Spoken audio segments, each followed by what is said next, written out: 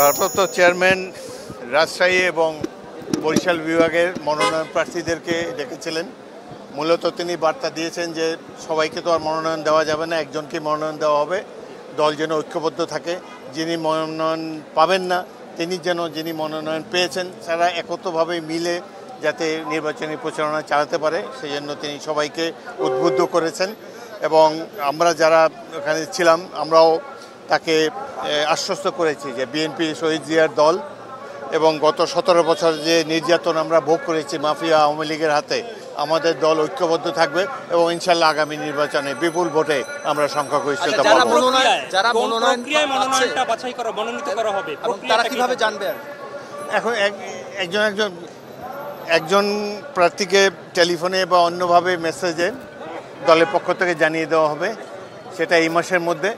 এরপরে যখন তফসিল ঘোষণা করা হবে তখন অফিসিয়ালি 300 আসনের প্রার্থী ঘোষণা করা হবে। দলের মনোনয়ন বোর্ড হলো স্থায়ী কমিটি এবং স্থায়ী কমিটির সদস্য আমাদের অ্যাক্টিং চেয়ারম্যান, তার নেতৃত্বে আমরা কাজ করছি।